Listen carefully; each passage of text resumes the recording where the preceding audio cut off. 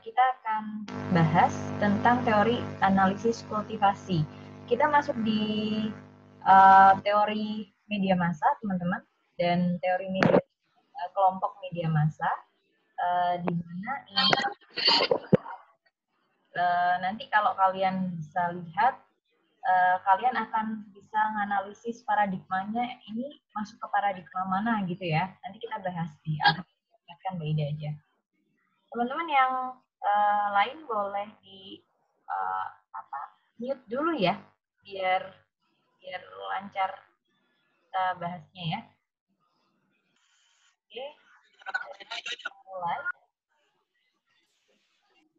Teori ini diawali dan dikemukakan oleh Gardner sebenarnya. Kalau teman-teman masih ingat pengantar ilmu komunikasi, dulu kita pernah bahas modelnya Gardner, itu adalah model komunikasi massa. Nah, teori ini memang dijelaskan atau dikembangkan oleh Gardner yang merupakan ahli di bidang komunikasi massa, dan dia mengatakan bahwa sebenarnya televisi ini telah punya tempat yang khusus di kehidupan sehari-hari dan menjadi kayak konteks media yang Assalamualaikum warahmatullahi wabarakatuh. mendominasi lingkungan simbolik kita, ya, sehingga seseorang itu ketika menurut Gardner ya, analoginya ketika orang itu nonton televisi, dia tuh udah kayak beribadah di gereja, karena pada waktu itu memang konteks ilmu ini lahir di tanah Eropa ya, sehingga konteks mereka kaitkan dengan betapa khusyuknya seseorang ketika melihat televisi, sehingga seolah-olah dia tuh seperti lagi nonton berita di tahun 70-an itu. Beribadah di gereja. Kemudian teori ini juga muncul sebagai bentuk konteks kausal. Kausal itu adanya penjelasan sebab akibat ya, bahwa pada masa itu kekuasaan televisi itu seolah memberikan dampak besar pada kehidupan manusia yang menontonnya. Jadi ada penelitian-penelitian yang kemudian mampu mengemukakan bahwa televisi itu dampaknya bisa memiliki dampak yang besar bagi yang menontonnya. Nanti ada klasifikasi kelasnya kalau menurut teori ini, teman-teman. Nah, dasar dari teori ini itu memperkirakan dan menjelaskan 3 hal.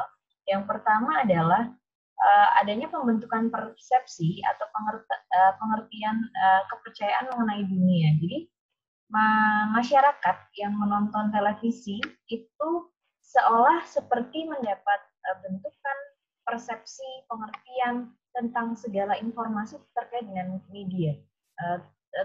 dunia, melalui media, yaitu televisi. Kemudian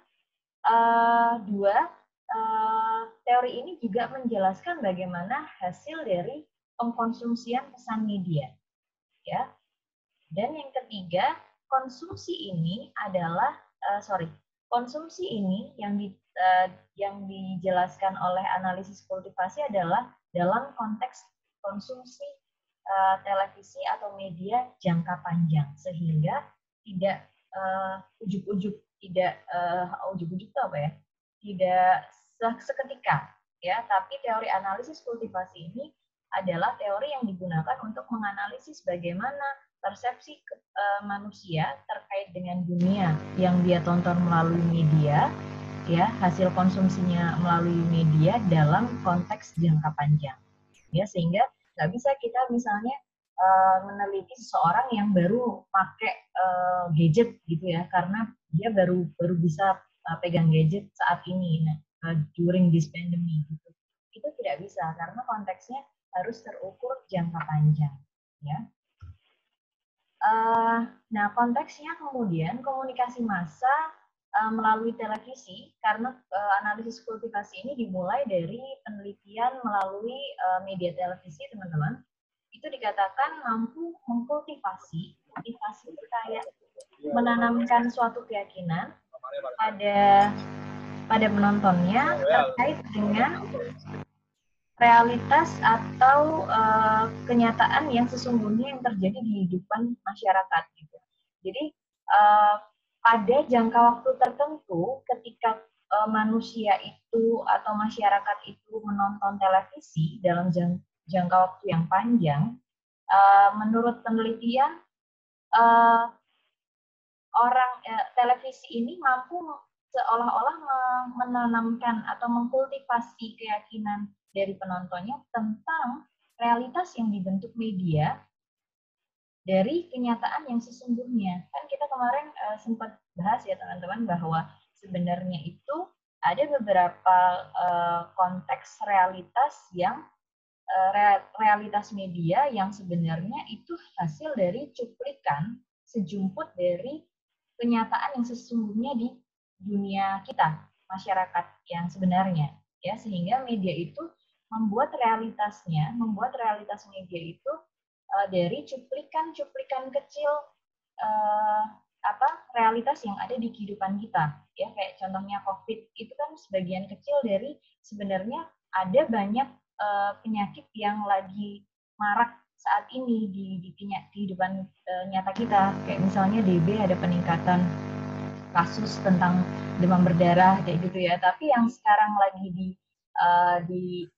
dijadikan realitas media itu adalah COVID gitu. Sehingga dalam konteks teori kultivasi pun diyakini bahwa media itu mampu menanamkan suatu keyakinan terhadap penontonnya terkait dengan realitas media.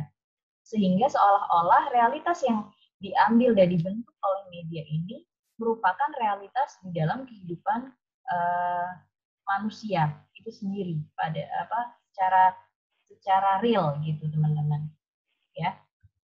Nah, kemudian analisis kultivasi ini juga merupakan respon dari limited effect model atau penelitian dampak terbatas yang mencerminkan bahwa pertama, media itu adalah institusi yang menyebarkan pesan atau potongan-potongan informasi, ya, dari jutaan atau miliaran informasi yang ada di penjuru dunia. Kayak Mbak Ida bilang tadi, bahwa konteksnya media itu sebenarnya mengkonstruksi atau membuat pesan dari sejumput yang ada di dunia kita sesungguhnya.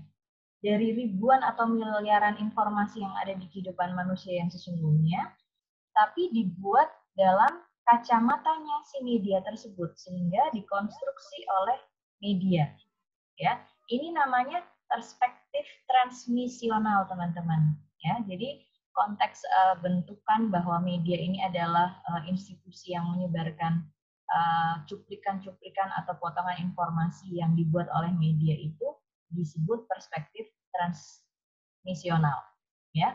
Sehingga komunikasi massa ini dikatakan tadi merupakan representasi dari keyakinan yang dimiliki bersama dari potongan-potongan informasi yang disampaikan media tadi. Karena konteksnya dengan adanya mereka mengkonstruksi suatu informasi yang mereka ambil tadi, itu kemudian ditayangkan di media dan membentuk persepsi keyakinan terhadap yang menontonnya bahwa itu penting dan kita meng-highlight atau memposisikan bahwa kita memiliki makna terhadap COVID sebagai misalnya isu yang sedang kita antisipasi atau kita perangi saat ini kayak gitu. Sehingga kita mempunyai keyakinan yang sama terhadap pesan yang dibentuk oleh media tersebut, ya. Atau Mbak Ida bisa kasih contoh lain kayak di slide ini, kenyataan tentang perempuan. Yes. Ada yang mau tanya? Belum? Oke. Sehingga kalau di slide ini Mbak Ida coba contohkan contoh yang lain, itu adalah kenyataan perempuan dan laki-laki itu beragam sebenarnya ya. Ini dari analogi bahwa ada jutaan informasi, ada beberapa realitas di masyarakat itu banyak, kayak perempuan dan laki-laki itu beragam. Tapi media meyakinkan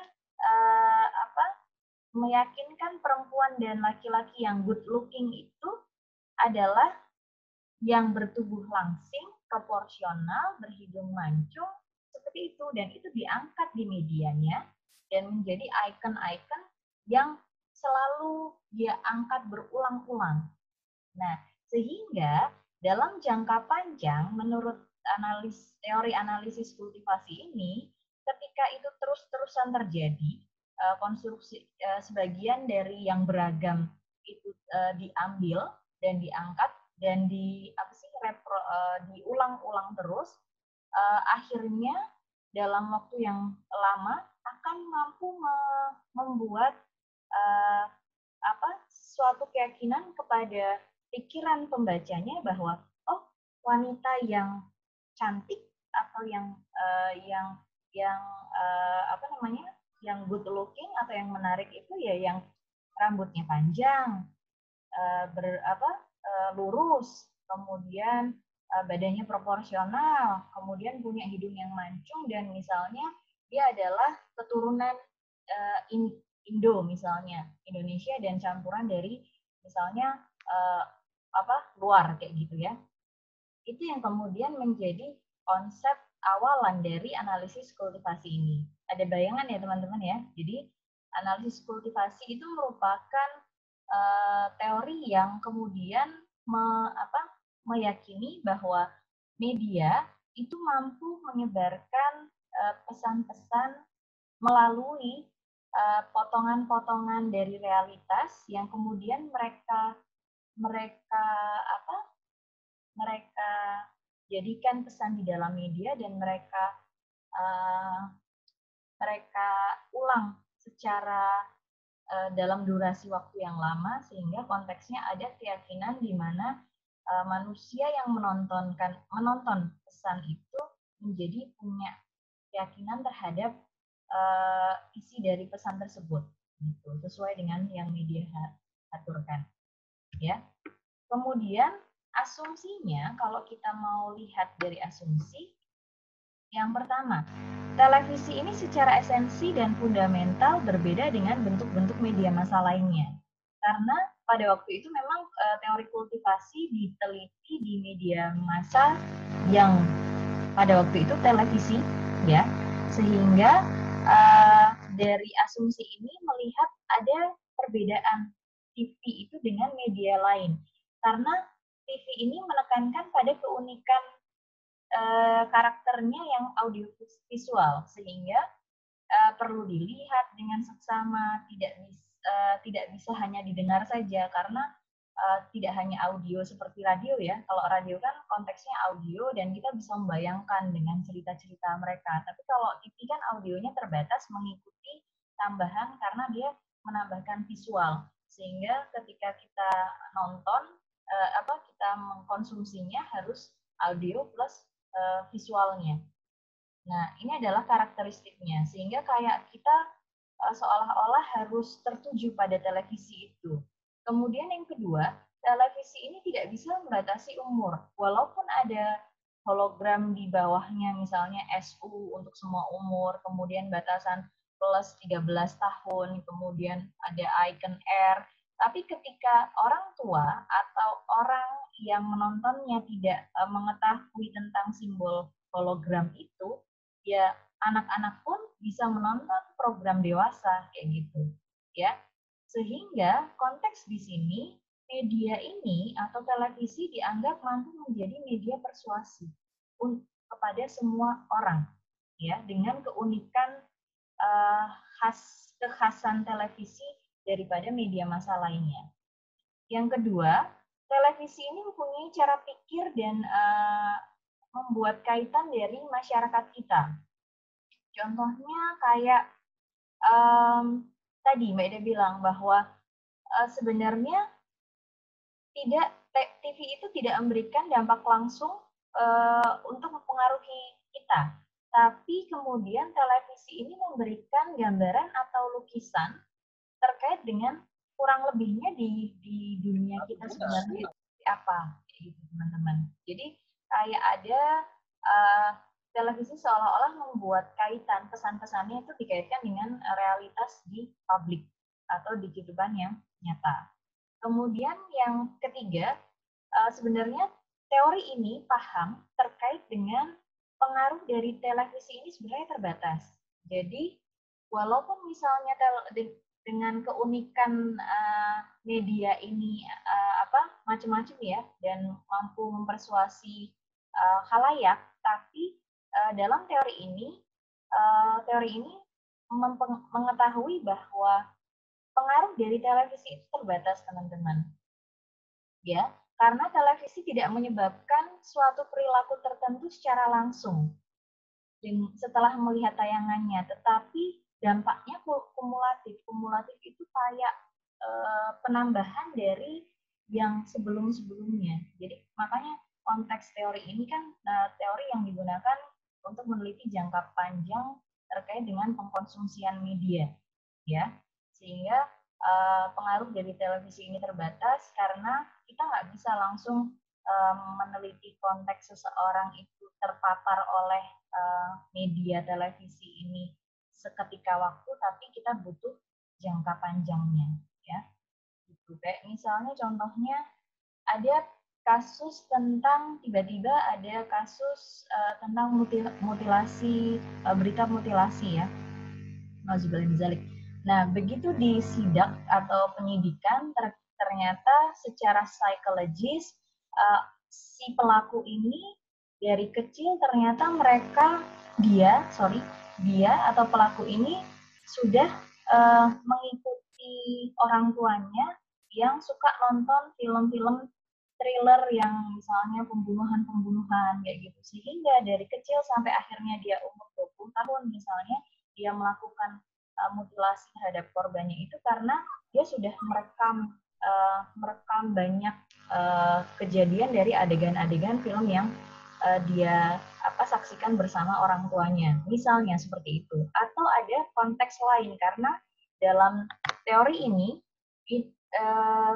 juga menjelaskan bahwa sebenarnya pengaruh televisi itu bukan satu-satunya, teman-teman, dari perilaku manusia, tapi ada trigger lain atau faktor tambahan lain yang juga mempengaruhi kita untuk melakukan apa yang kita lihat dari televisi. Misalnya kayak yang tadi, pelaku mutilasi itu selain dia nonton film thriller dari kecil gitu, dia juga mungkin ada konteks misalnya psikisnya yang terganggu misalnya, atau ketidakhadiran orang tua ketika menonton televisi bersama dia misalnya, sehingga ada emosi-emosi yang terpendam dan diluapkan melalui perilaku dia gitu. Jadi televisi atau film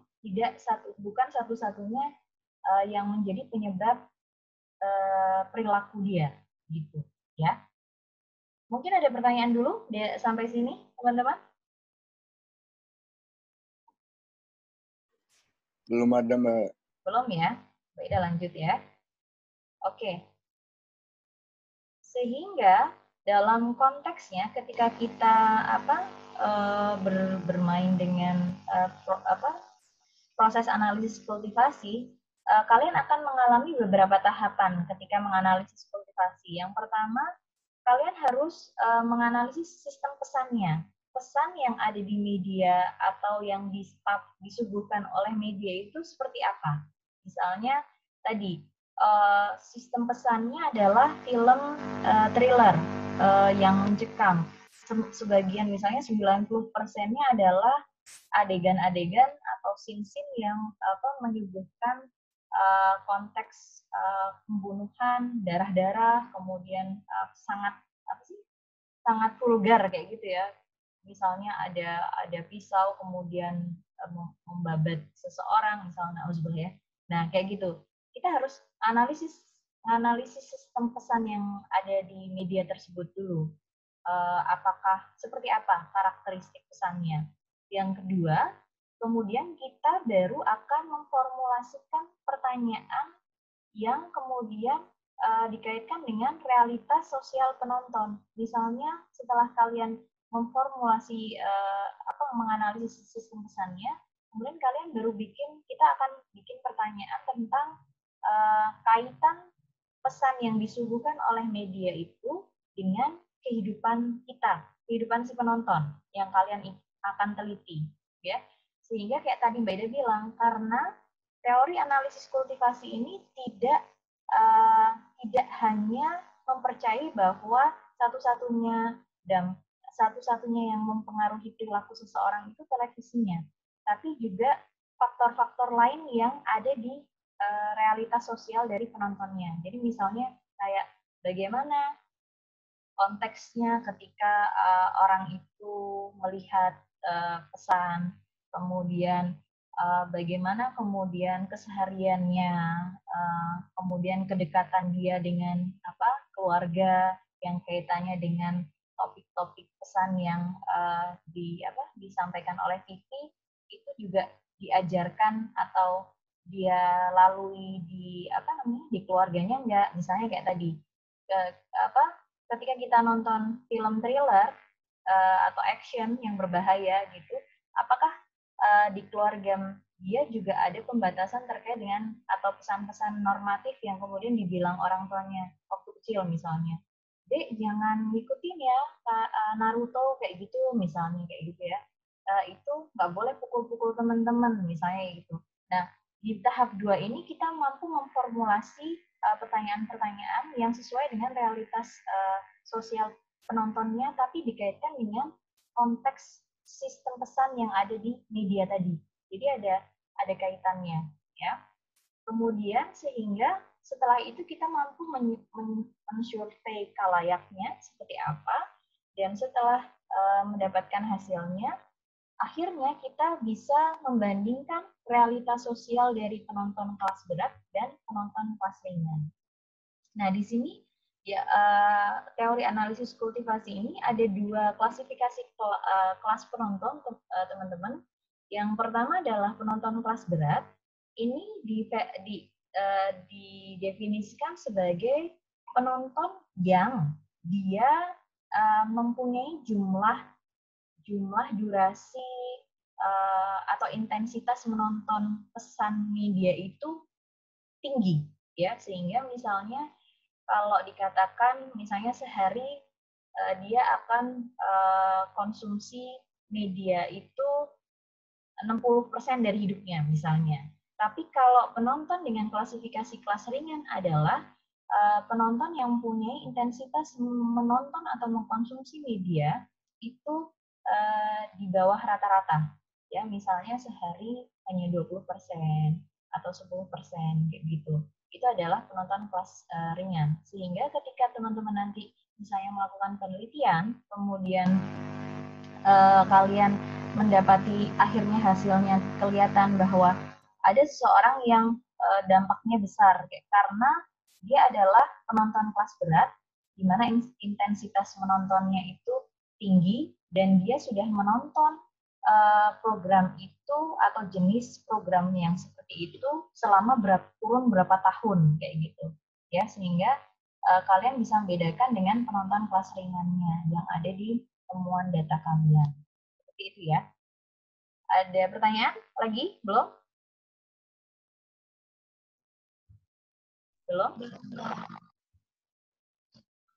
Belum, sehingga konteksnya kalau di teori ini kemudian ada 2 istilah teman-teman.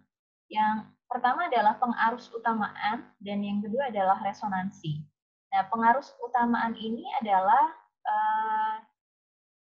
kecenderungan bagi para penonton kelas berat untuk menerima realitas budaya dominan yang mirip yang ditampilkan di televisi, walaupun hal ini sebenarnya berbeda dengan keadaan yang sesungguhnya.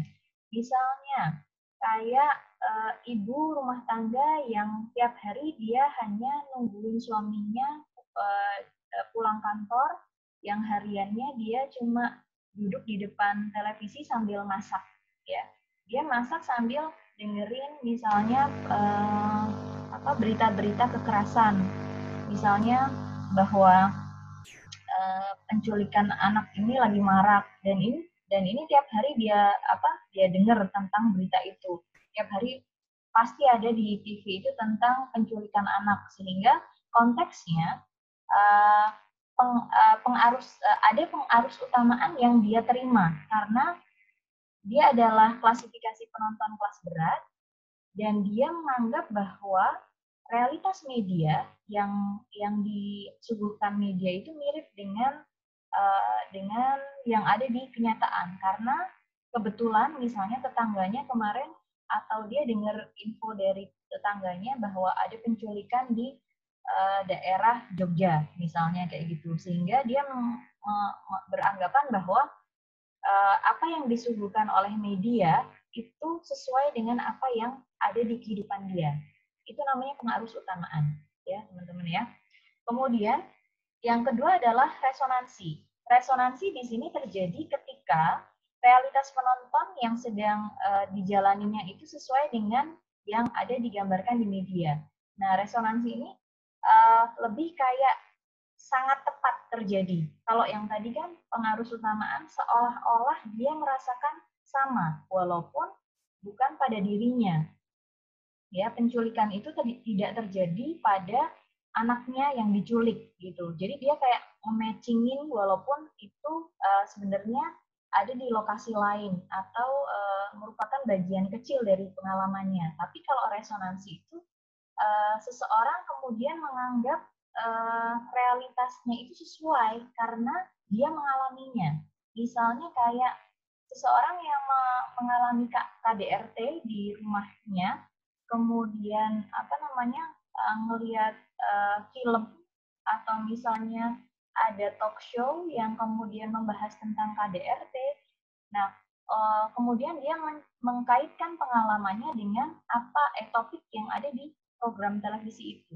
Itu namanya resonansi, teman-teman. Jadi beda ya.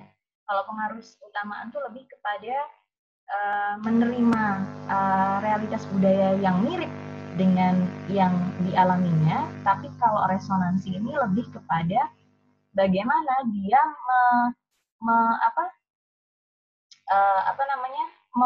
menggambarkan bahwa realitas yang sedang dia alami saat ini itu sama dengan realitas yang diangkat oleh media, ya. Kayak misalnya tadi KDRT, dia lagi ngalamin KDRT, ternyata di programnya Nagita sama Raffi gitu ada bahasan tentang kenapa KDRT itu muncul kayak gitu. Nah, bahasan-bahasan itu dikatakan resonansi, ya. Nah, sehingga kultivasi ini menghasilkan dua level kalau dari konteks pengarus utamaan dan resonansi tadi. Yang pertama adalah dampak tingkat pertama, dan yang kedua adalah dampak tingkat kedua.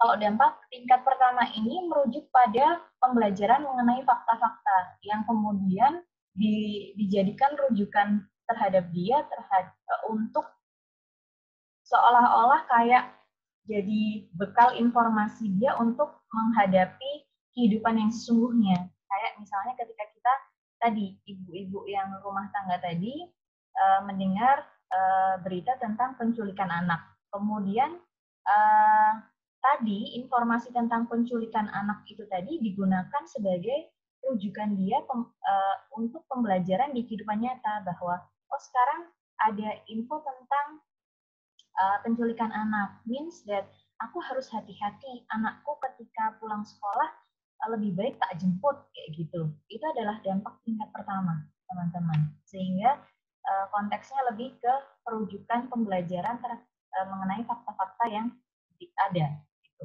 Yang kedua atau dampak tingkat 2 ini lebih melibatkan hipotesis mengenai isu dan asumsi, secara umum yang dibuat oleh orang mengenai lingkungan sekitarnya, sehingga konteksnya lebih kepada kita kayak melakukan pengasumsian atau menerka-nerka.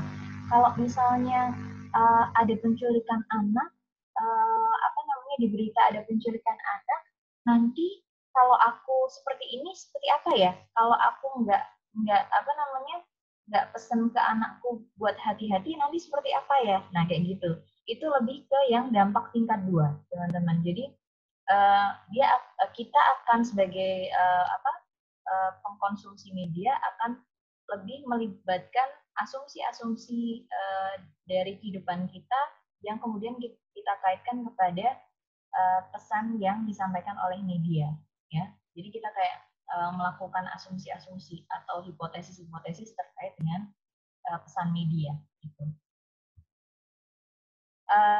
Sehingga konteks ini kemudian dianggap sebagai teori kritis, teman-teman, karena konteksnya ada beberapa istilah ya, blurring di sini seperti blurring atau blurring.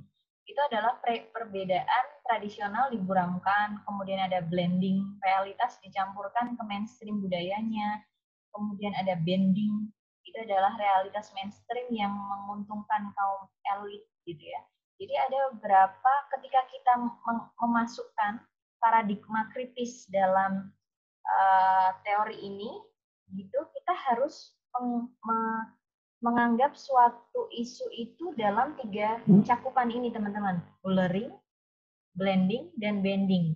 Bagaimana bahwa ketika kita melihat suatu pesan di media, kita harus melihat apakah ada perbedaan sesuatu yang misalnya sesuatu yang dihilangkan, itu adalah blurring, ya. Kemudian yang blending itu bagaimana kemudian realitas itu dicampurkan dalam mainstream budayanya, misalnya kayak konteks ada konteks peran media itu menjadi satu-satunya institusi yang mengkonstruksi atau membentuk pesannya, sehingga ada kultur mainstream atau dominan yang berusaha dimasukkan oleh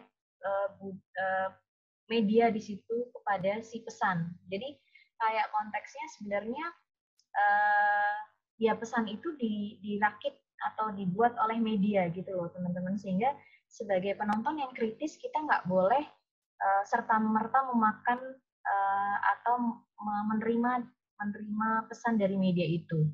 Itu kalau yang blending. Kalau yang bending itu kita harus kritis sebagai penonton ketika konteksnya adalah ketika pesan media itu adalah bentukan atau produksi dari media, otomatis kan media ini membentuk pesan ini untuk dagangan mereka, ya, dalam tanda kutip bisnis mereka. Sehingga ketika kita memakan pesan itu mentah-mentah, konteks ini adalah kita juga menguntungkan kaum elit yang memproduksi pesan tersebut, gitu, ya. Sehingga ketika analisis kultivasi dianggap dalam paradigma teori kritis, ini kita harus memandang 3 konteks ini tadi, ya, teman-teman, ya. Ada pertanyaan sampai sini? Belum? Belum, Mbak. Belum, ya. Jadi konteksnya sebenarnya kalau teori analisis kultivasi itu based on-nya adalah teori paradigma konstruktivisme, teman-teman. Masih ingat konstruktivisme, ya? Jadi bahwa seseorang itu akan sesuatu itu ada karena dibentuk oleh seseorang atau dibentuk oleh suatu kepentingan, ya. Sama kayak pesan media itu sebenarnya dibentuk oleh media, media si pembentuknya, ya. Kayak misalnya adanya program kuliner itu ya ada karena dibentuk oleh si MNC yang bikin program itu. Gunanya untuk apa? Nah, tapi cara pandangnya ketika kita melihat ini, kita bisa melihat ini dengan cara pandang paradigma kritis tadi, ya, bahwa ketika kita memandang suatu pesan di media yang dibentuk oleh media, kita harus kritis. Media itu dibentuk oleh siapa sih? Apakah konteksnya benar-benar seperti itu atau ada beberapa yang dihilangkan atau diburamkan, gitu. Ketika kita melihat atau mengkonsumsi pesan media itu, apakah benar-benar sesuai dengan realitas kita kaum kecil atau dibuat berdasarkan budaya mainstream atau Jakarta sentris misalnya. Yang ketiga kayak tadi, itu kan pesan yang dibuat oleh kaum elit sehingga konteksnya ya akan menguntungkan kaum elit gitu. Boleh moto cenana nih. Kirim gue nih. Oke. Gitu teman-teman. Kalau untuk teori analisis kultivasi sampai situ, saya boleh pindah ke teori selanjutnya ya. Kalau nggak ada pertanyaan. Boleh? Iya, Mbak. Oke. Boleh, Mbak. Oke, terima kasih. Yuk, yang kedua adalah teori spiral keheningan, teman-teman.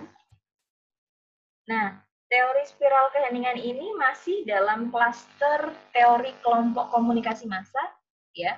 Karena kita akan ngomongin tentang kaitannya dengan publik, isu-isu yang dominan dan media massa juga. Ya, jadi klasternya masih ke teori klaster komunikasi massa. Pernah ada yang dengar teori spiral keheningan? Atau spiral of silence?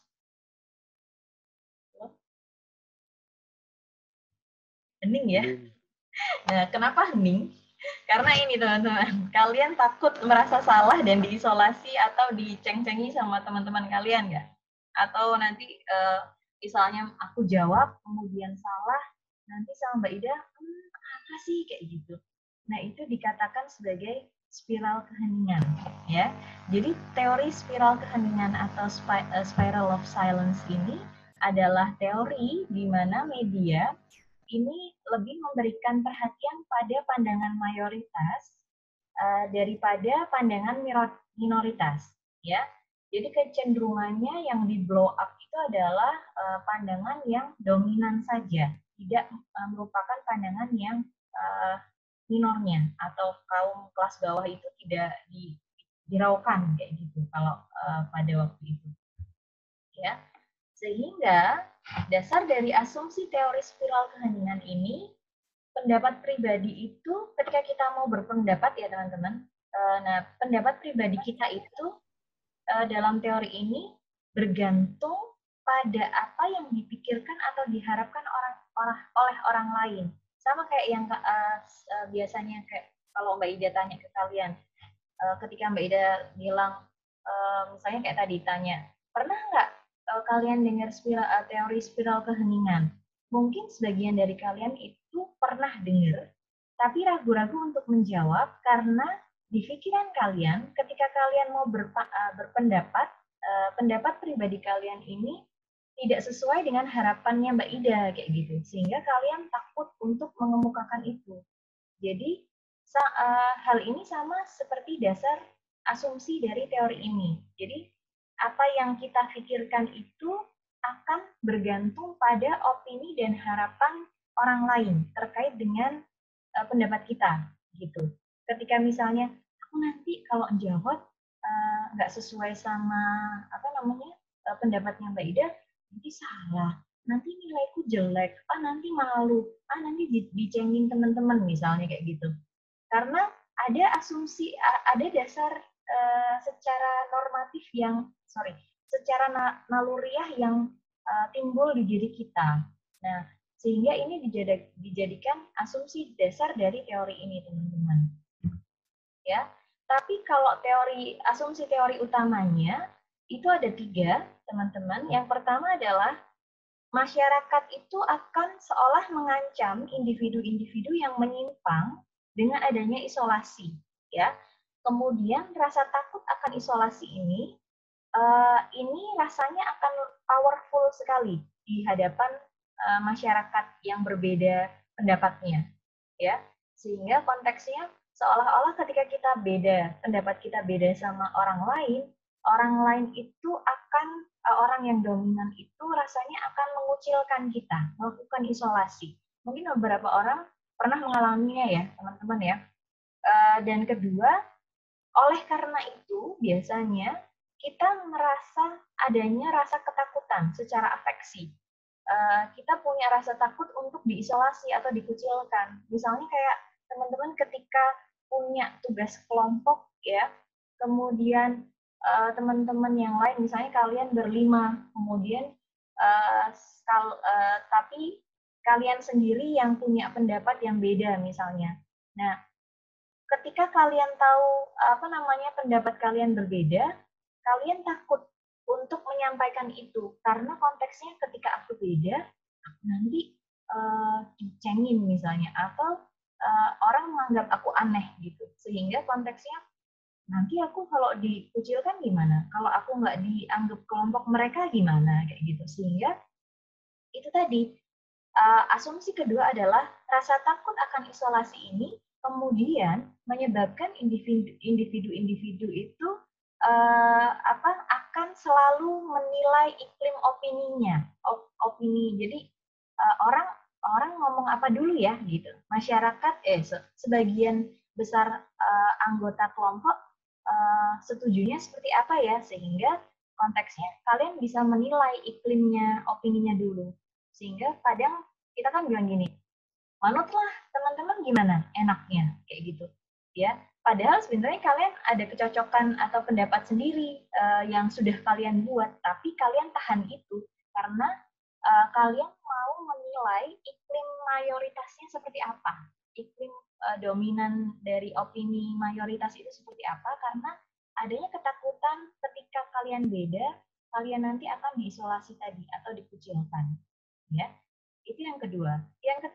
Yang ketiga kemudian sehingga perilaku publik itu akan dipengaruhi oleh penilaian iklim dari opini publik tadi, ya. Ketika sudah ada bentukan opini dominan, kalian akan kita manusia itu akan tergerak perilaku kita berdasarkan dari opini publik yang mayoritas tadi, yang dominan. Sehingga misalnya kita sebenarnya punya jawaban tentang hal lain, tapi akhirnya kita berperilaku sesuai dengan opini publiknya, tidak sesuai dengan opini kita yang yang tidak dominan, gitu ya. Itu asumsinya. Sehingga konteks unsur pokok spiral keheningan di sini ada 4, teman-teman. Yang pertama adalah media massa, yang kedua adalah komunikasi antar pribadi dan jalinan interaksi sosial, yang ketiga adalah pernyataan individu tentang suatu hal, yang keempat adalah persepsi orang lain atau kecenderungan pendapat tentang suatu persoalan yang dilontarkan. Yang pertama, kenapa media massa? Ini nanti Mbak Ida skip, Mbak Ida jelaskan di slide selanjutnya ya. Mbak Ida skip nomor 2. Komunikasi antar pribadi dan jalinan interaksi sosial. Nah, di sini kenapa demikian? Karena konteksnya gini, terkadang bagaimana jalinan interaksi sosial kita dengan orang lain itu juga akan mempengaruhi kita dalam mengkomunikasikan pendapat kita, ya. Misalnya sedekat apa kita dengan orang lain atau sahabat kita di dalam kelompok tersebut. Misalnya di dalam kelompok tersebut kan tadi Mbak Eri bilang ada 5 orang, tapi kemudian tidak ada satupun dari anggota kelompok itu yang merupakan sahabat kalian. Nah, itu juga akan berbeda ketika di dalam 5 orang ini ada salah satu dari teman kalian yang merupakan sahabat kalian. Sehingga misalnya ada unek-unek, misalnya sebenarnya aku tuh nggak setuju sama omongan Rika misalnya, karena bagiku itu kayak gini. Pendapat minor kalian itu bisa kalian sampaikan kepada si sahabat kalian yang juga anggota kelompok itu, ketika kalian punya jalinan interaksi yang dekat dengan salah seorang di antara kelompok tersebut, ya. Atau misalnya semua kelompok itu adalah sahabat kalian, sehingga konteksnya itu kalian bisa menyampaikan konteks penyampaian opini kalian akan berbeda ketika tidak satupun dari anggota ini adalah sahabat kalian, ya. Sehingga komunikasi antar pribadi juga merupakan unsur pokok dari spiral keheningan, ya. Yang ketiga, pernyataan individu tentang suatu hal, ya. Konteksnya ini lebih kepada konteks bagaimana pernyataan seseorang terhadap isu tersebut, ya. Kadang kan ada yang nyablak, ada yang konteksnya saklek tuh nggak mau kaku orangnya, nggak mau nggak mau digugat kayak gitu ya. Atau konteksnya ada konteks waktu terburu-buru sehingga misalnya ketika kita memutuskan sesuatu akhirnya karena terburu-buru orang itu mau seketika dan mutlak diputuskan oleh suara terbanyak kayak gitu. Itu juga konteks pernyataan individu tentang sesuatu. Ya. Yang keempat, konteksnya lebih kepada persepsi orang lain. Nah, lebih kepada gimana sih pendapat orang lain dan kecenderungan pendapat terkait dengan apa yang disampaikan. Jadi spiral keheningan juga akan melihat itu.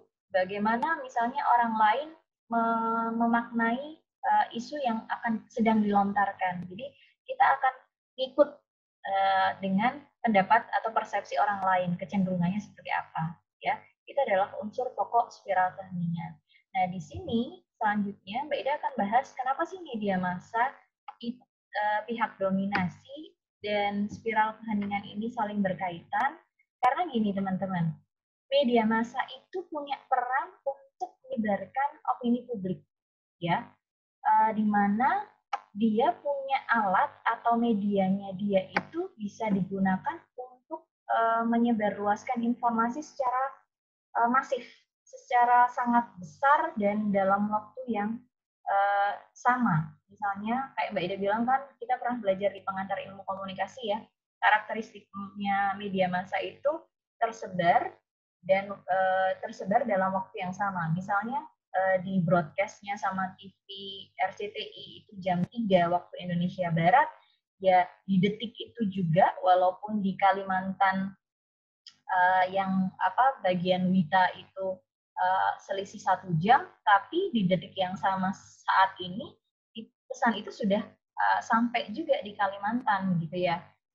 Nah konteksnya gitu, sehingga peran media ini kita tidak bisa memungkiri. Jadi kita nggak bisa seolah-olah menganggap media itu bukan apa-apa. Tapi di sini media ini berpengaruh karena dia yang sebagai media yang ikut menyebarkan informasi secara luas dan masif tadi. Dan media itu punya 3 konteks karakteristik, ya, di mana ada 3 hal. Satu adalah ubiquitas, teman-teman. Ubiquitas ini adalah keyakinan bahwa media ini ada di mana-mana. Jadi kayak tadi Mbak Ida bilang, sebenarnya media RCTI itu ya cuma satu di Jakarta. Tapi konteksnya informasi dia itu sampai Aceh, sampai Kalimantan tadi, bahkan sampai Papua. Karena dia punya karakteristik ubiquitas. Informasi yang dia sampaikan, walaupun dia pusatnya di Jakarta, informasinya udah sampai mana-mana karena satelitnya mampu menyalurkan ke berbagai daerah kayak gitu ya. Itu adalah satu, ubiquitas. Sehingga ketika ada informasi dominan atau isu yang dominan dibuat dan dipercaya oleh mayoritas masyarakat dan itu disampaikan oleh media, ya isu itu yang sepertinya seolah-olah akan ada isu itu di mana-mana. Walaupun konteksnya belum tentu orang Papua itu setuju dengan isu dominan itu, kayak gitu ya. Itu adalah karakteristik ubiquitas. Yang kedua, karakteristik kekumulatifan atau kumulatif karakteristik. Di sini adalah konteks di mana adanya keyakinan bahwa media ini mengulang dirinya sendiri. Kalian tahu ya, sebenarnya konteks media kan punya kemampuan untuk selalu meripit informasi di medianya. Dia akan beberapa kali mengulang-ulang pesan yang sama di up lagi di medianya, pesan yang sama di up lagi di medianya. Salah satu sisi dia lagi melakukan teknik propaganda, ya, karena kan sebagian teori media massa kan dia juga pakai teknik propaganda untuk menanamkan atau mempersuasi masyarakat, dia melakukan itu. Nah, tapi di sisi lain di teori ini konteks pengulangan pesan ini membuat suatu isu dominan itu kan akan terus-menerus ya diterima oleh masyarakat yang kemudian menghasilkan pengaruh resiprokal, teman-teman. Yang dianggap pengaruh ini akan membentuk kerangka referensi ya di dalam benak masyarakat. Kalau kita kaitkan sama yang teori tadi, akhirnya akan mengkultivasi seseorang dengan suatu pandangan atau isu ya. Orang akan membentuk referensinya, kerangkanya kepada isu yang dominan tadi. Oh, berarti misalnya media lagi ngomongin tentang COVID kayak gitu ya. Otomatis yang terbentuk di kerangka kita, referensi kita ya COVID yang lagi dominan. Walaupun misalnya di Papua itu yang lagi isu yang lagi hangat, yang lagi yang lagi dikhawatirkan oleh masyarakatnya adalah misalnya kelangkaan BBM, kayak gitu ya, kelangkaan listrik, misalnya seperti itu. Tapi karena adanya konteks resiprokal, pengaruh resiprokal tadi, akhirnya terbentuk kerangka pikir yang sesuai dengan media. Yang ketiga, konsonansi. Konsonansi di sini kaitannya dengan keyakinan bahwa semua media itu sama dalam hal sikap, keyakinan, dan nilai. Nah, ini sama konteksnya kalau kita ngomongin teori yang klaster media massa atau media, sebenarnya sama. Prinsipnya teori di klaster media ini tadi, sebenarnya media itu dibuat, pesan media itu dibuat. Nah, dibuatnya itu dari potongan realitas publik atau kenyataan nyata di dunia. Potongan saja, bukan seluruh bagian dari kenyataan di dunia kita. Sehingga realitas media ini karena dia hanya cuplikan kecil dari realitas atau kenyataan sesungguhnya, tapi seolah-olah ada kemampuan media yang membuat cuplikan ini tuh seolah-olah nyata, ya, merupakan bagian dari realitas yang sesungguhnya, kayak gitu. Kalau di konteks karakteristiknya media massa, ya, karena tadi ada keunikan karakteristik di TV, tidak hanya audio tapi juga visual, ya, sehingga realitas yang sebenarnya terlihat sebenarnya hanya separuh atau secuplik dari realitas kita dalam kehidupan nyata itu kelihatan kayak benar-benar realitas kita. Itu terkait dengan karakteristik konsonansi, ya. Nah, ada pertanyaan nggak? Mbak Ida kayak ngomong sendiri nih. Jelas ya? Atau ada pertanyaan nggak? Belum? Masih di sana semua? Belum, Mbak. Tadi jangan aku ngomong sendiri nih. Ya. Oke. Mbak, lanjut aja. Oke, lanjut ya. Jadi di sini kalau digambarkan, kalau Mbak Ida boleh gambarin, Mbak Ida kutip dari dari gambarnya Elizabeth Noel dan Newman.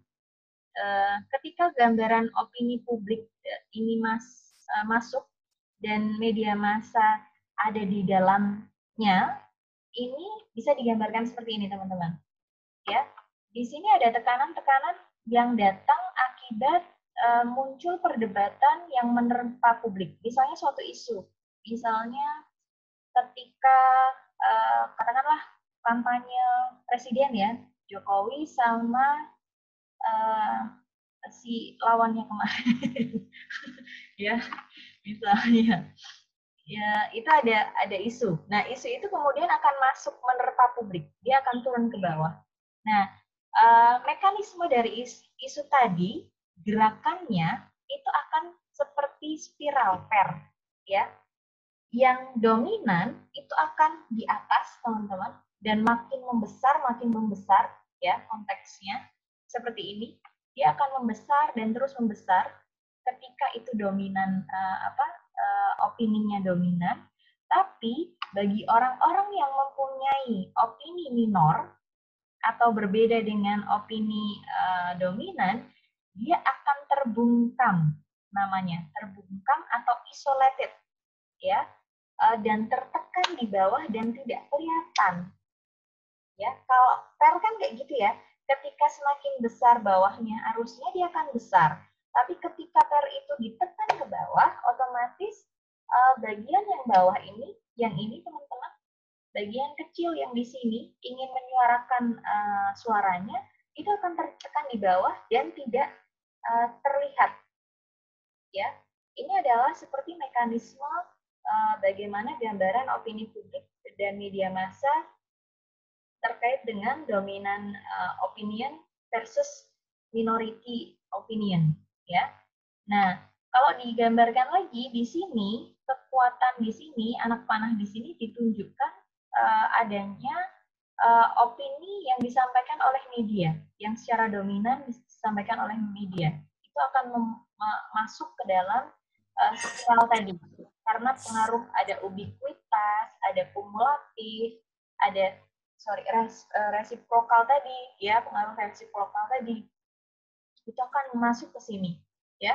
Kemudian di sini juga di sebelah kiri kanannya itu akan juga dibentengin, akan dikuatkan juga oleh orang-orang yang secara mayoritas setuju sama opini dominan dari media, ya, di sini. Ini akan membesarkan dominan opinion juga, sehingga ada support dari orang-orang yang setuju dari opini mayoritas. Tapi ketika di sini di bawah, ya, amount of people not openly expressing, ya, ketika muncul pendapat minoritas, seseorang yang tadinya ingin beropini jadi menahan opininya. Nah, ini diakibatkan adanya terpaan ini tadi, mayoritas media dan mayoritas publik yang berbeda dengan pandangan dia, sehingga tertekan, ya, tertekan dan nggak kelihatan akhirnya dan nggak berani muncul gitu. Kalau di gambaran Elizabeth Noel dan Newman dari teori spiral of silence, paham ya? Jadi teman-teman gambarannya seperti itu. Adanya media dengan karakteristiknya tadi, 3 karakteristiknya itu akan juga mempengaruhi opini publik yang dominan, sehingga juga akan berakibat pada orang-orang atau pendapat minor yang kemudian tidak berani menyuarakan gagasannya. Nah, tapi ada kemudian satu peran minoritas yang merupakan analisis dari teori ini, bahwa sebenarnya ada bagian kecil minoritas yang terkadang diam, tapi dia mulai bangkit, dan ini disebut hardcore, ya teman-teman. Dia akan tetap berada pada ujung akhir dari proses spiral keheningan tanpa memedulikan ancaman dan isolasi. Nah, ini namanya kaum hardcore, di mana hardcore ini adalah minoritas yang ingin bangkit dan menyuarakan suaranya. Contohnya, kayak kalian tahu di zaman-zaman mulainya mural di Amerika Serikat misalnya, ya, itu kan konteks ekspresi dari minoritas. Ya, kalau kalian tahu dan ngikutin, misalnya, correct me if I'm wrong, ya, koreksi beda ketika saya salah, mural atau graffiti pada waktu itu digunakan sebagai ekspresi dari penolakan atau penyuaraan kaum minoritas terkait dengan isu-isu yang dominan di publik, ya, sehingga mereka menggunakan grafiti dan mural untuk mengekspresikan dirinya terkait dengan apa yang yang mereka pikirkan, gitu. Kayak misalnya kalau di Jogja dulu ada isu Jogja ora didol, ya, ora didol. Jogja tidak dijual karena kecenderungan saat ini Jogja ini dibangun dan dibangun secara sektor ekonomi, ya. Banyak kemudian hotel masuk dengan perizinan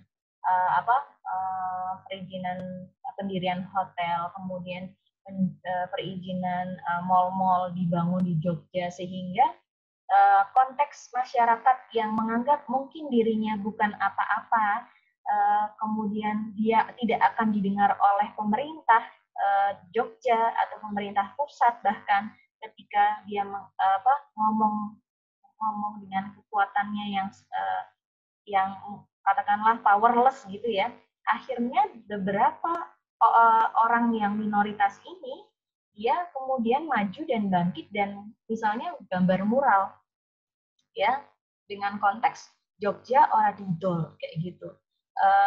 Dengan itu kan konteksnya ada perlawanan yang mulai bangkit, yang kaum ini dinamakan hardcore, ya.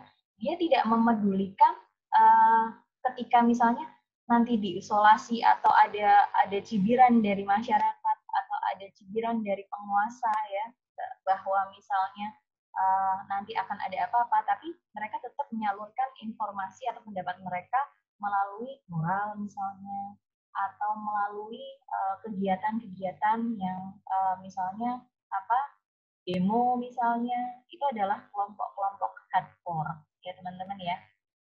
Jelas ya sampai sini ya bagaimana teori spiral keheningan. Jadi nanti teman-teman bisa mengklasifikasi kenapa sih ada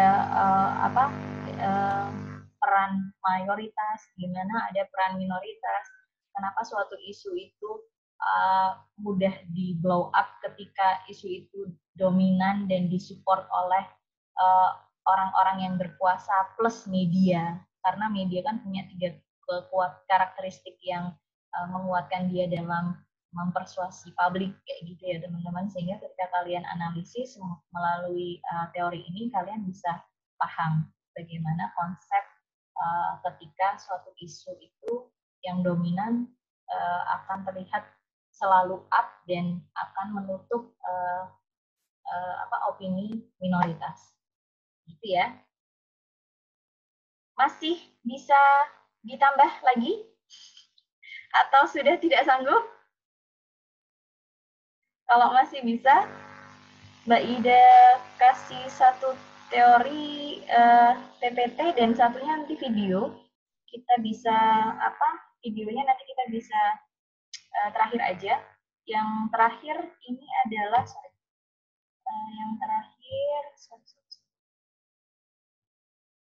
yang terakhir teori media baru, ya. Jadi teori ini terkait dengan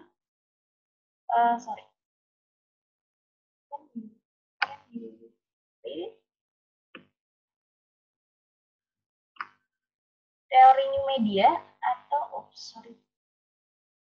Nah, teori new media teman-teman atau teori media baru, di sini Mbak Ida akan meng-highlight beberapa teori yang yang kalian bisa pelajari atau kalian bisa gunakan ketika nanti kalian skripsi menggunakan media new media atau media baru, ya. Kita mulai biar cepat ya. Nah, seperti yang teman-teman tahu, new media atau media baru ini kan media yang di luar konteks media konvensional, di luar media massa, yang kita tahu bahwa media massa itu harus ada perusahaannya. Kalian buka lagi ya karakteristik media massa di pengantar ilmu komunikasi dulu. Mbak Ida pernah bahas bahwa pembedanya media massa dan media baru itu banyak. Ya, salah satunya adalah kalau media massa itu yang memproduksi informasinya adalah perusahaan, satu orang dan lembaga. Tapi kalau media baru itu tidak harus lembaga atau perusahaan, tapi kita sebagai social society-nya atau masyarakat biasa, kita juga bisa menjadi content producer atau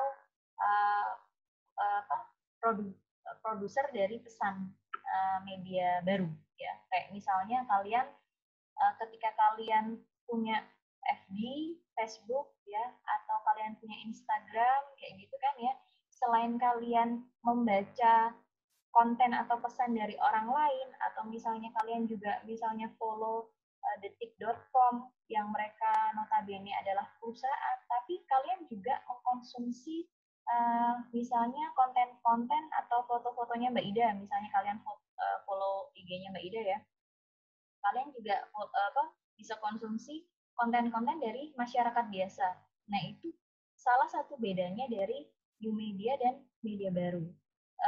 Beda yang lain adalah adanya interactivity yang ditawarkan oleh new media. Interactivity itu adanya kayak TikTok ya, bukan aplikasi TikTok ya, tapi konteksnya respon yang langsung yang dimiliki oleh new media dibandingkan media massa konvensional ya. Jadi banyak hal-hal yang sangat berbeda antara media massa dan media baru, sehingga di sini saya memposisikan bahwa media baru bukan media massa karena konteks karakteristiknya yang sangat berbeda. Tetapi beberapa akademisi masih menganggap bahwa new media adalah bagian dari media baru karena kemampuan dari new media yang mampu menyebarkan informasi itu cepat dan tersebar luas, gitu ya, mass gitu, sehingga masih masuk ke konteks komunikasi massa. Tapi gagasan kalian stop di situ saja ya, karena jelas-jelas konteksnya, karakteristik yang lain akan sangat berbeda. Ya. Definisi nggak usah Mbak Ida jelaskan karena kalian bisa baca sendiri dan ini hanya sebagian dari konsep. Mbak Ida masuk ke teori pertama dari new media yang pertama. Ini adalah teori social construction of theory teknologi, di mana studi ini merupakan studi dari ilmu teknologi sebenarnya teman-teman, tapi di sini dikatakan bahwa sebenarnya teknologi itu tidak menentukan tindakan manusia, ya, tapi tindakan manusia itu yang kemudian membentuk teknologi sendiri, sehingga ini erat kaitannya dengan komunikasi teman-teman, bahwa kita itu yang berperilaku, manusianya yang berperilaku, dan kitanya yang membentuk teknologi untuk memudahkan kita ketika kita berperilaku atau memudahkan kita dalam memenuhi kebutuhan kita. Nah, itu adalah social construction of technology, ya. Sehingga cara penggunaan menurut teori ini, cara penggunaan suatu teknologi ini tidak dapat dipahami tanpa kita memahami bagaimana teknologi itu tertanam dalam konteks sosial masyarakatnya, ya. Jadi kita nggak bisa ngomong bahwa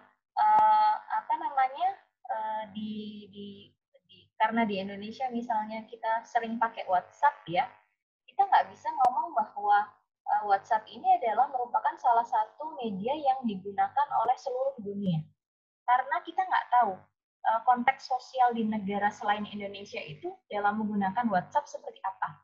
Contohnya kayak di Taiwan, di Korea, teman-teman Mbak Ida nggak pakai WhatsApp karena di negara mereka ketika mereka pakai WhatsApp mereka harus berbayar per tahun, walaupun per tahun mereka harus membayar gitu, sehingga WhatsApp tidak familiar di negara mereka. Tapi mereka di Korea mereka menggunakan KakaoTalk ya, dan di Taiwan misalnya mereka menggunakan Line kayak gitu ya, kayak sama kayak kita ya. Sehingga ketika kita mau menganalisis suatu penggunaan teknologi, kita juga harus mengetahui bagaimana teknologi itu digunakan di dalam negara tersebut atau wilayah atau konteks sosial dari teknologi tersebut berada di mana kayak gitu ya. Kemudian di sini sehingga konteksnya media baru merupakan wujud akibat dari perubahan perilaku manusia yang semakin cepat dan responsif ya. Jadi konteksnya bukan media barunya yang mempengaruhi kita, tapi kitanya yang membentuk media baru tersebut dan kita menggunakannya karena wujud dari perilaku kita yang ingin fast forward gitu ya, berperilaku secara cepat gitu. Teori kedua adalah teori media komunikasi, teman-teman. Teori ini ngomongin tentang gimana sih peran media sebagai sarana penyampaian pesan. Nah, konteks di sini kan Mbak Ida bilang tadi, media baru itu karakteristiknya beda sama komunikasi massa. Sehingga ketika kita memakai media yang berbeda, otomatis pesan kita kan akan berbeda, ya. Kayak misalnya ketika kita ngomong di seseorang ngomong di surat atau nulis pesan di surat, itu akan beda sama ketika kita posting tulisan atau meme tulisan di Instagram, ya. Sehingga teori media komunikasi ini akan membahas tentang bagaimana peran media sebagai konteksnya yang menyampaikan informasi ke publik, karena beda media akan berbeda juga hasilnya nanti, gitu ya. Bagaimana pengaruh suatu media komunikasi tertentu itu akan beda, memberikan dampak atau efek yang beda pada pendengar atau penerimanya menurut teori ini, ya. Sehingga teman-teman nanti kalau pas teman-teman udah kerja, ya, kalian harus tahu perbedaan penggunaan media-media dalam pekerjaan kalian. Misalnya kalian adalah nanti seorang PR, kalian harus tahu strategic plan-nya PR ketika dia pakai sosial media sama ketika kalian pakai koran, misalnya up informasi di koran sama sosial media, tentunya akan berbeda efeknya. Sehingga kalian harus mengetahui itu. Kalian harus lihat karakteristik dari media yang kalian gunakan. Sama kayak kalau konteksnya kalian mau punya perusahaan, ya, kemudian kalian mau buat promosi untuk produk kalian atau jasa kalian. Mungkin teman-teman kan sekarang sudah ada yang punya usaha sendiri pakai Instagram atau sosial media yang lain. Kalian kan pasti akan melihat karakteristiknya media yang kalian gunakan untuk promosi. Apakah sesuai segmentasi dari media itu? Apakah anak muda atau apakah media itu terlalu tua untuk umur sekian tahun, sehingga kalian bisa menyesuaikannya, gitu ya. Itu teori media komunikasi. Kemudian teori selanjutnya yang Mbak Ida ambil dari teori media itu adalah teori budaya media partisipatoris, ya. Di sini jelas karena ada budaya media partisipatoris.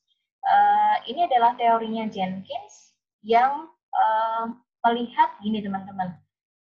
Kayak yang tadi Mbak Ida bilang, bahwa karakteristiknya media massa dan media baru kan sekarang beda, ya. Sehingga konteksnya itu kita sebagai konsumen dari media baru itu juga bisa jadi produsen. Nah, ini yang kemudian dianggap Jenkins menjadi karakteristik dari teori ini, ya. Dalam konteks ini, dalam teori ini dikatakan bahwa seseorang atau kelompok itu mampu secara kreatif menanggapi isi dari media tertentu dengan menciptakan jenis budaya mereka sendiri, ya. Karena konteksnya kayak misalnya citizen journalism, ya, itu kan informasi yang dimuat oleh warga biasa yang kemudian di-share kepada publik. Padahal dia orang biasa, tapi dia akhirnya mampu nge-share misalnya betapa hebat guncangan gempa bumi di Jogja 2006 yang lalu misalnya. Itu konteksnya kan ada makna yang mau disampaikan dia sebagai warga biasa yang juga harapannya dilihat oleh orang lain, kayak gitu loh teman-teman, ya. Itu sama dengan misalnya blogger, Instagram, ya, kita jadi ada konteks partisipatoris yang yang dimiliki oleh konsumen sekaligus produsen dari media baru itu. Ini kalau yang Jenkins, ya. Jadi kayak cuma ngambil 3 ini saja untuk yang media baru, teman-teman. Nanti kalau masih belum jelas, kita bisa diskusikan. Tapi kalau boleh untuk penutup, ya, Mbak Ida punya satu video, sorry. Are you there? Masih di sana semua? Masih, Mbak. Pasti ya. Kalau boleh Mbak Ida share itu, bentar.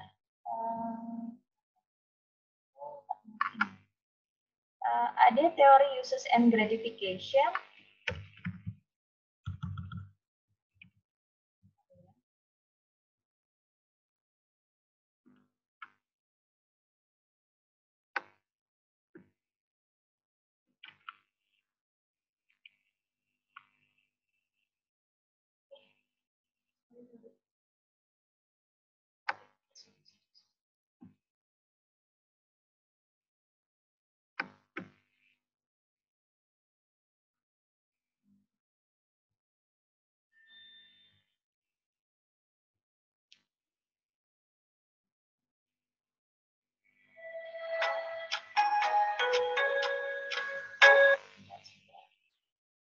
Ada satu video yang biar kalian nggak jenuh.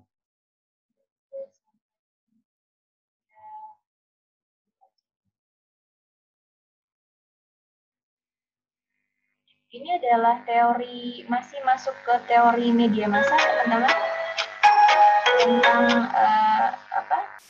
uses and gratification.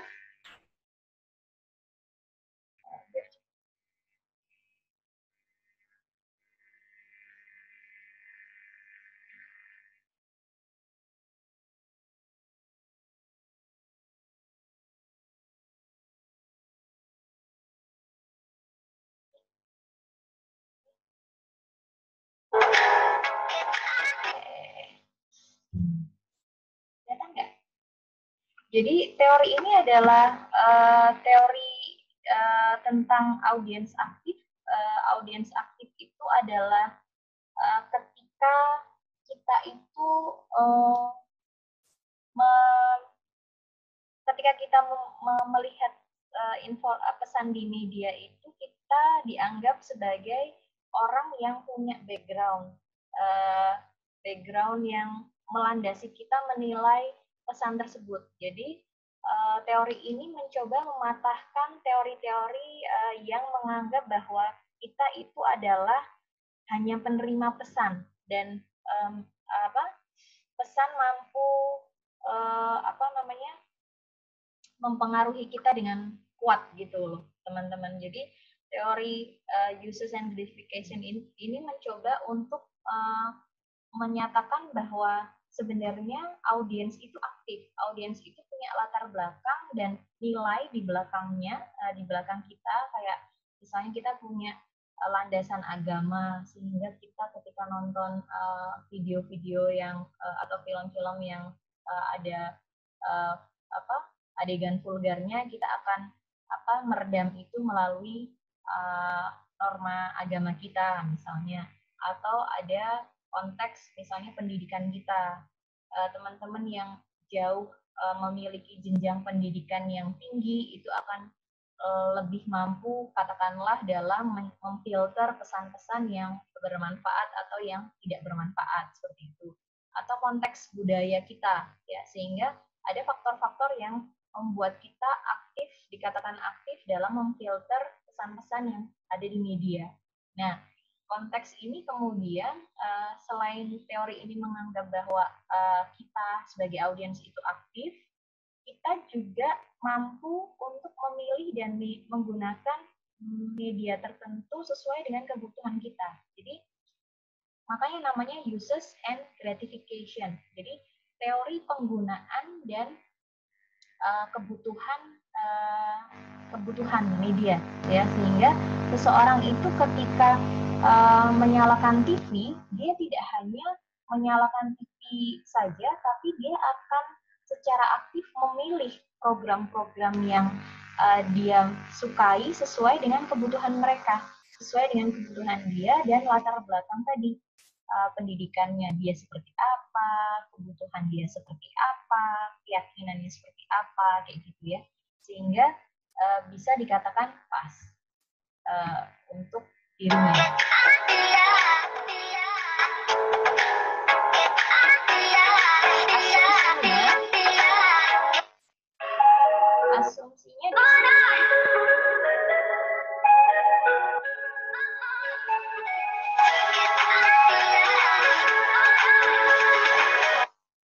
Asumsinya di sini dikatakan bahwa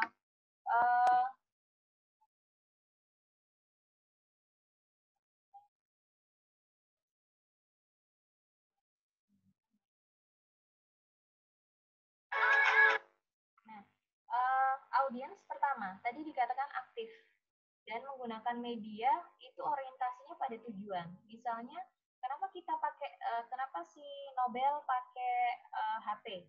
Misalnya, kenapa HP yang dia pilih adalah Samsung, bukannya iPhone gitu misalnya.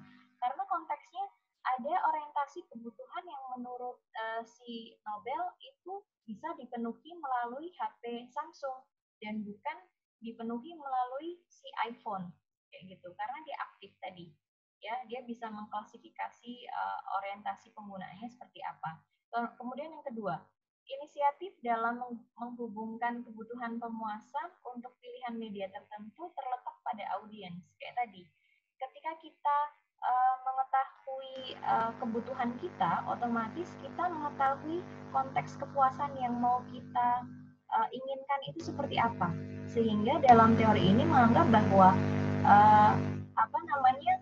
adanya kepuasan dari audiens itu ya ada di audiens, bukan kepada si pembuat pesan di media gitu ya.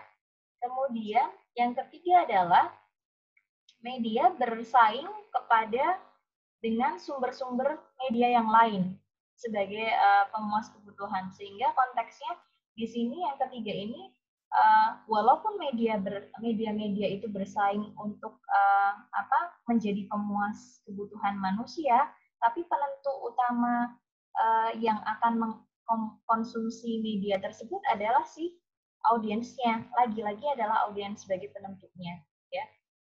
Media mana yang mereka akan gunakan. Kemudian yang keempat adalah orang punya cukup kesadaran tinggi dari penggunaan media, dari minat mereka, motif, sehingga akan menjadi landasan bagi mereka. Jadi motif-motif dan minat seseorang itu juga dilakukan berdasarkan secara sadar. Jadi tadi untuk menangkal yang konteks bahwa kita itu adalah audiens pasif, tapi kita adalah aktif ya, sehingga kita mampu dengan kesadaran kita melakukan pilihan terhadap beberapa sumber yang ada kayak gitu. Kemudian yang kelima adalah penilaian terhadap konten media itu hanya bisa dilakukan oleh audiens, sehingga dikatakan bahwa pembentuk pesan atau si produser medianya itu tidak mempunyai andil dalam menentukan hasil akhir dari pemaknaan pesan si audiens tadi, karena yang menentukan hasil akhir dari pemaknaan pesan itu adalah si audiens melalui kerangka pikir dia gitu. Itu adalah asumsi teorinya. Kemudian kalau Mbak Ida boleh lanjut ke dampaknya, ini adalah ada lima konteks kenapa sih orang mengkonsumsi media. Yang pertama adalah kebutuhan kognitif, teman-teman. Kebutuhan kognitif di sini adalah orang punya logika untuk memenuhi kebutuhannya. Dia mampu memikirkan secara logis kebutuhan itu tuh apa, kayak gitu. Itu namanya kebutuhan kognitif yang berdasarkan pengetahuan, misalnya kayak baca buku, kemudian aku pengen tahu tentang 5 situs tertua di Indonesia misalnya, itu adalah kebutuhan kognitif. Yang kedua adalah kebutuhan afeksi. Afeksi ini adalah kebutuhan terkait dengan emosi psikis kayak gitu ya, sehingga seseorang mengkonsumsi sesuatu di media itu berdasarkan pada perasaan dia juga. aku lagi habis diputusin sama pacarku nih misalnya ya, sehingga aku nggak mau konsumsi lagu-lagu yang upbeat, tapi lagu-lagunya mellow, lagunya Unmesh misalnya, atau lagunya almarhum Glenn Fredly misalnya, kayak gitu. Itu adalah kebutuhan afektif, sehingga kebutuhan ini juga akan mempengaruhi dia dalam pemilihan medianya, gitu kan. Kemudian yang ketiga adalah integrasi sosial. Integrasi sosial ini adalah konteks di mana dia berada, ya. Lingkungan dia seperti apa, kemudian secara sosial dia bergaul dengan siapa. Misalnya kayak teman-teman UII, mungkin katanya orang ya, mahasiswa UII kan mahasiswa yang menengah ke atas gitu. Ini katanya ya Mbak Ida, cuma contoh aja. Mohon maaf kalau salah ya. Sehingga konteksnya misalnya bondingnya itu, keterlibatannya kalian sama teman-teman kalian itu rata-rata yang segmentasinya menengah ke atas, sehingga katakanlah HP-HP teman-teman kalian itu semua iPhone, kemudian laptopnya pada pakai MacBook misalnya, atau atau pakai Mac ya, sehingga konteksnya ada kebutuhan yang memotivasi kalian karena kebutuhan integrasi sosial ini, ya. Kalian ada di lingkungan yang menengah ke atas, sehingga kebutuhan kalian mengikuti dari lingkungan sosial integrasi kalian, gitu. Itu adalah kebutuhan integrasi sosial. Yang keempat adalah kebutuhan integrasi personal. Nah, ini lebih kepada bagaimana teman-teman ingin menunjukkan siapa sih diri kalian. Kayak misalnya, aku adalah suka orang yang suka bernyanyi, sehingga kalian lebih aplikasi di HP kalian lebih banyak aplikasi terkait dengan misalnya ada Wishing, karaokean misalnya, ada apalagi teman-teman yang nyanyi-nyanyi gitu ya misalnya, atau Spotify misalnya, kayak gitu. Itu adalah integrasi personal. Tapi akan berbeda ketika integrasi personal seseorang itu, orang itu lebih suka memasak, otomatis ya konteksnya media atau pesan media yang dia pilih adalah media atau pesan-pesan yang berkaitan dengan memasak, kayak gitu, karena dirinya sendiri ingin menunjukkan bahwa dirinya ada di situ, di bidang itu. Kemudian yang kelima adalah kebutuhan terkait pelepasan ketegangan. Beberapa hal yang mungkin kita juga butuhkan itu ketika kita mau rilis emosi atau rilis terkait dengan misalnya kalian ada konflik kayak gitu ya. Jadi ada media-media tertentu yang kemudian ini menjadi pertimbangan kita ketika kita mengkonsumsi media. Misalnya kayak aku lagi capek lagi penat gitu. Padahal kalian sebenarnya suka musik rock, tapi karena ada konteks kebutuhan yang emosi yang ingin kalian lepaskan, akhirnya kalian pilih lagu-lagu balad atau lagu-lagu yang slow kayak gitu ya. Ini konteksnya kebutuhan pelepasan ketegangan ya. Kemudian ada beberapa contohnya, nanti teman-teman bisa lihat ya di YouTube-nya ini, nanti Mbak Ida akan share. Tapi adakah pertanyaan, karena ini adalah gambaran dari uses and gratification theory, teman-teman? Mungkin ada, Mbak Ida coba cepat, karena janji Mbak Ida tidak akan lewat dari waktu yang kita sepakati jam 3.30 ya. Adakah pertanyaan mungkin dari 4 teori besar? Tadi teori analisis kultivasi itu adalah teori yang membantu kita untuk menganalisis dampak dari penonton yang mengkonsumsi media dalam jangka waktu tertentu. Itu adalah teori analisis kultivasi. Teori yang kedua tadi kita teori spiral keheningan ya. Itu adalah teori yang menganggap bahwa media atau media biasanya akan memblow up pendapat dominan atau mayoritas dan membungkam pendapat minoritas ya. Ada beberapa konteks di situ yang bisa kalian pelajari. Kemudian yang ketiga tadi kita belajar tentang beberapa teori di kaitannya dengan teori media baru, ya. Kemudian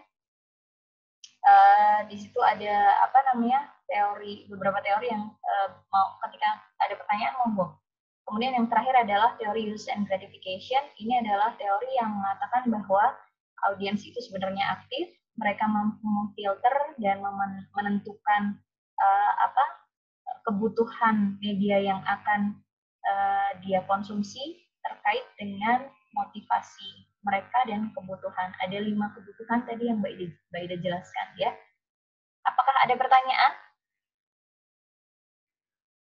Kalau tidak ada secara online, teman-teman, Mbak Ida masih kasih waktu 1 minggu menuju, kan minggu depan masih minggu tenang, ya. Misalnya teman-teman mau masih ada pertanyaan, boleh di-share di bawahnya materi ini yang nanti Mbak Ida upload. Kayak biasa kita bisa diskusi offline, ya. Kemudian untuk UAS-nya, teman-teman, kita tidak jadi grup, ya, karena kalian pasti sedang berjauhan dengan teman-teman kalian lagi masih pulang kampung kan beberapa. Jadi menurut Mbak Ida, it will be hard buat kalian. Jadi akan personal saja, individu UAS-nya. Kemudian gambarannya sampai saat ini adalah kalian akan memilih, kan ada 12 teori, ya, dari beberapa klaster. Ada klaster komunikasi interpersonal, teori komunikasi interpersonal, ada klaster teori komunikasi publik, kemudian ada klaster teori komunikasi organisasi, dan yang keempat adalah klaster teori komunikasi massa. Nah, sejauh ini Mbak Ida masih belum menuliskan draftnya, tapi gambaran saya adalah minimal kalian mampu menjelaskan satu, masing-masing milih aja dari 2 teori yang ada di masing-masing klaster. Misalnya di klaster teori komunikasi interpersonal kan ada interaksi simbolik sama penetrasi sosial. Nah, itu kalian pilih salah satu dan kalian jelaskan. Kemudian ada teori misalnya agenda setting sama propaganda, itu masuk ke teori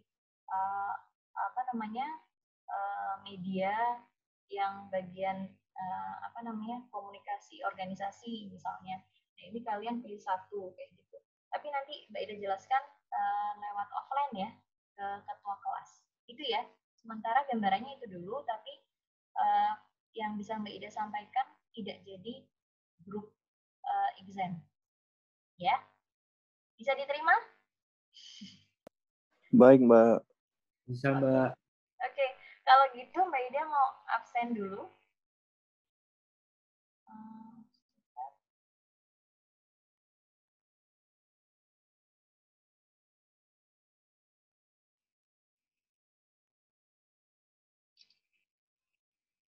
Benar nggak ada pertanyaan nih? Mumpung online.